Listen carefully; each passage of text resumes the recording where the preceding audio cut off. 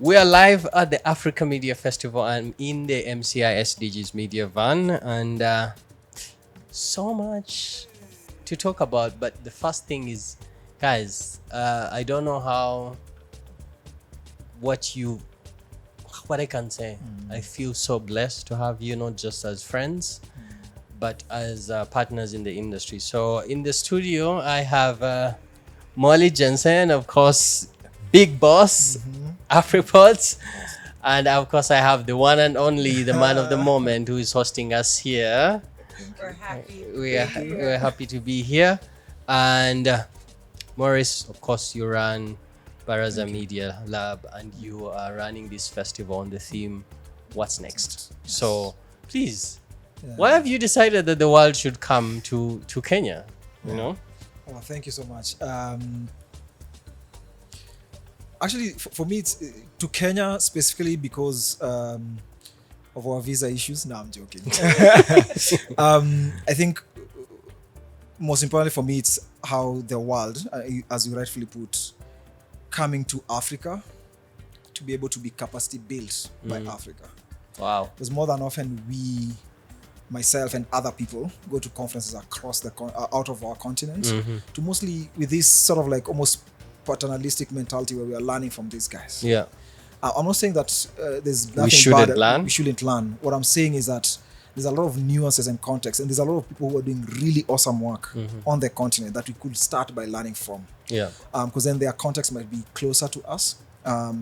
Their governments might be similar to ours. Their relationship with the population of the citizens might be similar to ours. So it's easier for us to replicate some of those things. So that's why I thought the world and Africa need to convene and have our own discussions of what is next in our industry as media. Nobody like me because I don't know. Yeah. But I'm just excited to be here. That's how I feel. Yes. Thank you. Maurice, Yeah. last year when we came here, it was really a good moment, especially for my team. I bring my team here to experience Yeah. things that they don't see in Uganda on a daily. But one of the things that you took a decision to move this festival from a hotel to a museum, and you've added cultural tours for people to experience your country. Yeah. If you could just tell me the thought process behind that and the decision to move, good because question. it's comfortable to be in those In a hotel. hotels. Yeah, true. That's a really good question. I think part of it was based on feedback that we received from most people when you talk to them. But part of it is also like media does not exist in isolation. And for us, hotels are very isolated. Like if you're not there for that conference, you're not in there, you're out, Yeah. For us, being at the museum adds to the flavor of like, I exist in this world and I want to experience the culture. There's so that I a can have history more here. nuance, and even doing the media tour is so that you kind of get to understand your audience. I think one of the Ignite speakers today was talking about understanding your audience and your audience's needs. And you can only do that when you immerse yourself in where they exist. Wow. So for us is how does media use that? And we use it practically. Let's take people for a media tour. Let's take people so that when you talk about the Nairobi heat, you experience the Nairobi heat. The real heat. The traffic. Exactly, the traffic. Exactly. You get the traffic. When you talk about... And those matatus. Exactly. Jeez, And that's legendary. But that's the thing. Like, that's almost like, I don't have the right statistics, but that's the majority of Kenyans use matatus on a day-to-day basis to move. So if you're a journalist, if you're in media, if you're a content creator, if you're media adjacent, if you're in those spaces, then you can really create something that is useful because you have context. So it was very special for us to have it here at the museum and to move it away from the hotel. There's nothing bad about the hotel. I think it's just the different feeling that you want people to come out with, where they feel like they are at a place where they can feed off and get the energies that they need to be able to be creative. I actually have something about what you were saying. So I'm curious because last year it was very panel heavy. You had said there was over 40 panels that were in the conference. I spoke at one even. And, I think in a lot of ways panels draw in stars, talent. They bring more people to the conference. And this year you've done more of these like Ignite conversations, more of these workshops, more longer form slots for people to capture value. And we had spoken previously about you testing your audience. So when you say know your customer, especially while you're in your infancy, how else do you think you want to test this conference? Do you feel very comfortable with where you are, or do you think that there's more opportunities to grow? I think there's always opportunities to grow, and the way we test is by, we don't start from a point of known and we question. We start from a point of unknown, where we tell people, what do you want? And people will come back and say, I don't want conference, I don't want panels, I don't want this, I want more of this. You've seen what we've also added is innovation booths, where people are showcasing the innovations that they have. We also added a section where people are doing like what in Kenya we call Masai markets, where people are buying stuff off the streets like jewelry and all those good. Because that's what people are telling us. So our work is yes to curate and to provide a platform where people can do all those kind of things. But they tell us, they are the ones who tell us this. And we, as you said, we are testing it out and seeing, does this work? And we will get a couple of other people being like, actually, I don't like this, I don't like that, right? Yeah. But we start from that point of like, what do you want? And guys will be like, we want a festival. Okay, what kind of festival? A media festival with, I want to hear from Molly Jensen. And that's the one thing, like even on the sign up, when people are signing up, one of the key things we're asking is like, who do you want to hear from? The other question was like, what do you want to hear about? And that informs us a lot, because if people want to hear about AI, hell, we'll have a media AI festival the whole day, because that's what 99.9% people want. But we start from that point of, we don't know, you guys know, let us know what you need. And that's the same thing that I think somebody said at the Ignite talks, like as media sometimes we approach our audience as people who don't know what they want. They might not know how to articulate it, right? They might not know how to pin it down, but they have an idea of what they want. Because sometimes you give them something like, no, that's not it, but I don't know what I want. People but know what they want. Yeah, but you do, because if you say And that's they not it, but you say I don't know what I want, to some extent you do. Is just how do we ask you the right questions that we get to know what you know. Well, once you identify a need, then you're in a position to also figure out the wants. I think the need is like so critical, but the way that you speak reminds me of how we run a tech company, right? Like you can have a hunch, but you have to have data before you test a decision. It's the idea, it's the concept of MVP testing. So like when you have people fill out this form, this feedback loop is important. And I'm curious for you, Abbas, like do you feel with MCI, do you guys create those feedback loops as well? Because this is, to me, groundbreaking, bringing 7 Ugandan journalists. You have tech support here, you have the van, you have games in the back, you have so much visibility. And I mean, you really took a home run hit on this one. So how are you feeling about, your experience at Africa Media Festival with your team? So for us, of course, listening is key. We work with young journalists, so you want to understand how do they see the future, right? And what role do they want to play in that space or in the future? So we listen a lot to feedback. I prefer one-on-ones. I talk a lot one-on-ones with young journalists. Just hear like, okay, this is the event we have. What did you like? What was the experience like? And that feedback helps. So, for example, this facility, the SDG Media Van, we looked at the gap in terms of training where universities don't have studio spaces. And we can't go to set up studios in every university. We don't have that resource. So part of the feedback we get from the students is the need. We want practical studies. They can't afford to come to our MCI Media Hub on a daily to practice in the studio. So what if we take a studio to them and meet people where they are? Yeah, meet them where they are. And the answer, yes, that would really work for us. And so the idea of driving this media van to a school that doesn't have a studio and have young journalists come in and present and learn how to do radio and learn how to do production changes the whole system there. And it's not only doing that, but look at the storytelling around sustainable development goals. How do we change that? How do we have community media and communities participate in producing their own journalism? Or So one of the things my team has just done recently, they went to Western Uganda, 5 hours out of the city.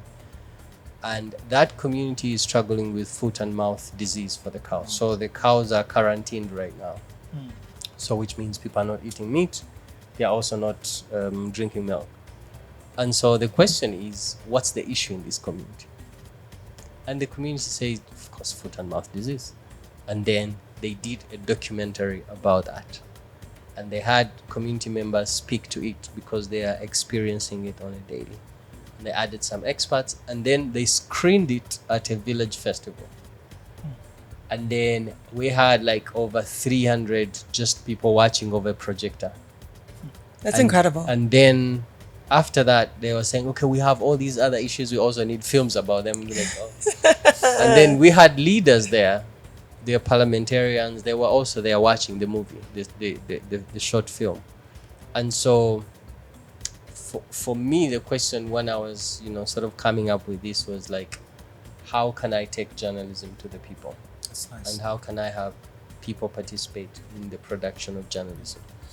I mean, for the question to both of you, because again, groundbreaking ideas like the van, championing for like natively grown podcasting distribution platform as AfriPods and growing that industry, which is still nascent but growing, right? Do you think that this kind of innovative spaces or innovative ways of approach of media and journalism is what's next, or what will be next in your own perspective as AfriPods? What's next? And as MCI, what's next? You have this awesome van, you're taking it to the people. What's next for you that will grow? Because I think this is very, as you said, this is like groundbreaking. Are you ready to rest, or you still can't rest? I don't think rest is anywhere in our future, unfortunately. I mean, fortunately and unfortunately, we live on a continent where the creative economy has such a massive opportunity, right? Like, you look at the global south, or you look at Africa specifically, or you look at Kenya or Uganda, any microcosm of this, and you put the creative economy there, and it allows people to make money off of following their dreams. Whether it's being a journalist, a musician, a podcaster, a videographer, a spoken word poet, that's what that boils down to in the creative economy. If you are a housekeeper or a chef or a driver and you don't work that day, you don't make money. You got to eat what you kill. And now the digital economy is allowing people to make money off of being themselves. You have no idea how that's going to grow and explode on a continent that is full of vibrant, untapped talent, stories that haven't been sold to Hollywood or westernized. And I hope that what we can do is like figure out how to help these creators capture their value and take up space. And that's why I think that monetization piece of this conversation becomes really important. So what's next? Monetization. How are we going to figure that out across 54-ish countries? Inflation, deflation, elections, fraud. Like, there's a plethora of problems, but I think there's only ever going to be one outcome of it, which is going to be African creators deserve to get paid, regardless of vertical. We need to see them take up more space. We need them to tell stories. We need to tell them stories the way they want to. They need to memorialize language and culture. And these opportunities, in my opinion, with all the data that's out there, should ultimately globally help paint a more cohesive picture of what it's like to be truly a citizen of the world. And I think Africa has been left out of that for a long time. Yeah. And I think partly maybe why we're being left out, because we're living in a world where, your pocket determines the access that you have. And I think because we've not been able to kind of prove that it's a viable business. Well, I disagree. Yeah. I disagree. I think that Western people have been able to identify that Africa is a viable market. I think that Black Panther selling $1 billion. I think Beyonce having Black is King. I think Burna Boy selling out O2. Yeah. Rema being the highest grossing YouTube artist. Ashoke in Brooklyn. Yeah. Like, African talent, African culture, African everything can make money. Yeah. Now, is it the first time in our lifetimes making money? Is it like the first time in our lifetimes that this is happening back to back? No. There's never been a cooler time to wear African clothes, go to Africa, know an African, be aware of Bagamoyo in Tanzania on TikTok. Probably, but I do think like the day-to-day experience, especially for the African on the ground, it's very hard to like break that ceiling in the diaspora and get to that next level, which I think is what you're saying. Like I'm saying more on this, there are visible spaces of success we've seen. There is a desire, but I don't know how we get that from the continent outwards, because we see it from outwards. Right. I think that there was, that discussion of should, Africa create its market, and then after building that market. Well, what does that mean? Should Africa create its market? So you have because the desire is sort of like take for example content consumed out of the continent. Okay. So you're talking about Burna Boy and all these guys. Of course, they are made in Nigeria, but now they are selling expensively, like O2 Arena, right? When I want them in Uganda, I can't afford them anymore. Right? I mean, this is a huge conversation Because being that's had another right conversation. now. So the thing is, what can't we have in terms of monetization on the continent? Can't we develop a market and grow a market that you said this is before we begin to hustle about like things need to be out there globally? I think I agree with you. I agree with you in the sense that Because here, I think a Kenyan shipping to Uganda, a Ugandan selling to a Kenyan is quicker and is easy, because I'm talking to people who are coming to farm in Uganda, agriculture, and they are bringing those goods back to Kenya, right? But it's hard for me to take the same things to, let's say, London. It's almost impossible by design. Like So- you can only get raw products out of Africa. You can't get like a Finished. blend. Yeah. And that's by like their trade agreements even about that. And I think that like to the point that you guys are making as like people who are born and bred on the continent, and like respectfully me stepping back here, my question back to you about making Africa a market, is it viable to start making Africa like a feeder market to the West to get more money in? Or is it worth just building it from the ground up, showing value and having it grow, organically that way? Like, do you need the supplemental I think- injections? I think it's a little bit of both. My approach would be there's value also with exporting talent, or selling outwards. But I think we have to look at it both, where some of the biggest challenges that are facing Africa and the creative space and media is things like infrastructure. By infrastructure, I mean like spaces, conversations like these festivals, and all. Then there's the bit about like, as we're developing the infrastructure for us to be able to sell, there's also an element of how do we not subsidize, but how do we encourage the market to buy, for example. A good example of film is that in Kenya, and they're here, Feel It, where they record their movies here, and they sell it literally like almost the way you sell your water on the streets, because that's how we do marketing for the, below. It's like guerrilla style marketing. Exactly. And they get their money back, So what they're doing is basically, and the infrastructures that help them to do that is because, they have spaces that they can go and shoot subsidized. They have cameras where they can hire for a few hours, so we're really reducing the cost of production for our people. But then the other thing that we need to do so that it can be affordable, so that we can also build the market where people can normalize going to see movies, can normalize going to cinemas, can normalize to listen to or pay for a little subscription for a podcast or something, but you have to it's almost like you have to do both locally, build the infrastructure so that the cost is lower, then encourage more people to kind of buy it through meeting them where they are and reducing the price and having models that they can work with. So subscriptions might or will not work in Nairobi a lot because we pay a lot with M-Pesa. There's an argument that subscriptions won't work in Africa because people are competing for food, shelter, clothing. There's that. I think that it lends to the bigger conversation that things made for Africa need to be created with the African in mind, right? Like the idea of, I talked to my team and there was a really clear example. I was like, will people pay for X?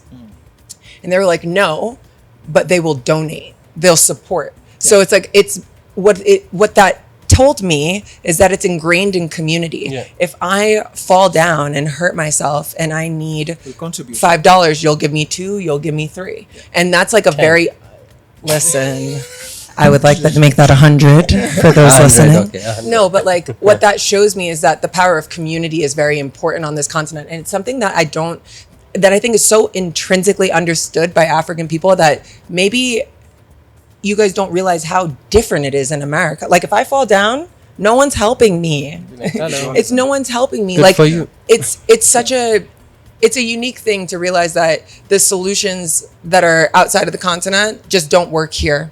They can't work here. They're not built for people here. Like the MCI van, you have to get to Western Uganda. You have to meet them there. Yeah. Like the movie theater, there's only 3 cities in Nairobi that have movie theaters. Like find out, like I heard of a solution where they take the film and they project it on the wall in like the bar It used to be in like, rural areas. When I was growing up, What we'll do with this. it used to be a lot, and that's how we used to consume movies. Like there'll be a van like this that comes and sets up like a white sheet, and they project the movie there, and they have loudspeakers, and you watch and you go, and that works, and people are happy. And we I had think people showing up, and people People are can pay consuming for that. movies, and that's how we knew Van Damme and Arnold Schwarzenegger. You know, that's how we watched them first. but there's no problem, and I think that's where like you come in and people try to create these solutions for problems that don't exist, and you fail. What you've done successfully with African Media Festival is identify a need that people want to buy into, and that's such a powerful thing. Like what you've identified with the SDG van is that people want to tell their stories, they don't have places to do it,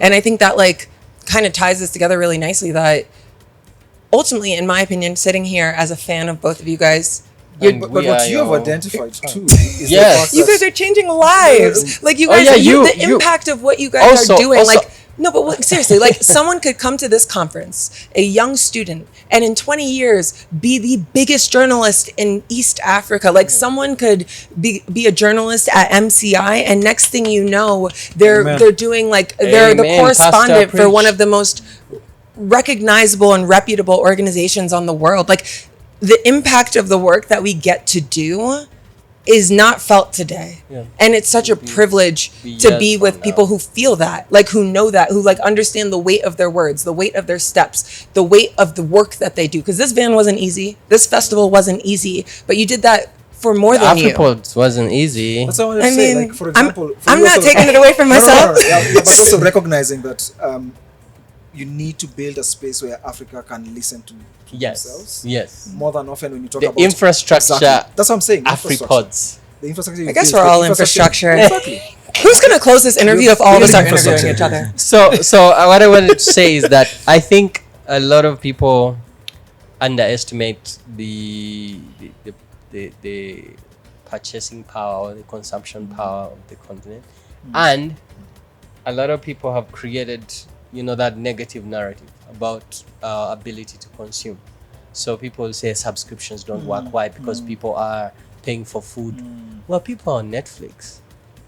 Not Right. that many, and they're failing on the continent, but you're right. And you can say not many, but the thing is, if you are creating something that people need and you're fixing something, people have the capacity. Mobile money shows you people have the capacity. I think now I'll To- have to close this interview. So, 'cause Abbas It can and Molly are still talking about infrastructure. yes. So Maurice has to go. Maurice is the one hosting us. Thank thank you you so much guys. for hosting us. No, and Thank you, discussion. Maurice. Thank you, and boss, for having me here we- too. Yeah, and for accepting us to be here in your and enjoy your innovation. And for all those people who want to, So as we close this though, we close it. what's next for? Okay. So are you already thinking about next year? Are we going? No. Are we going to the Kilifi, to the ocean this ocean? time? I'm actually Where's the literally, Africa Media I'm Festival? literally next thinking year, about my leave 2025? next week. Your leave. Yes, What's that's- next? Vacation. What's next is leave for Vacation. all of us. Yeah. Please let us go. Yeah, but I don't know. I don't know what's next for next Yeah. year, to be honest. We'll wait and okay. see. We'll wait and see and hear from other people, because I'll wait and hear from most people who have attended and hear what's next. Well, thank you so much, yeah. guys. Thank you. This was a Morning. pleasure. Thank you.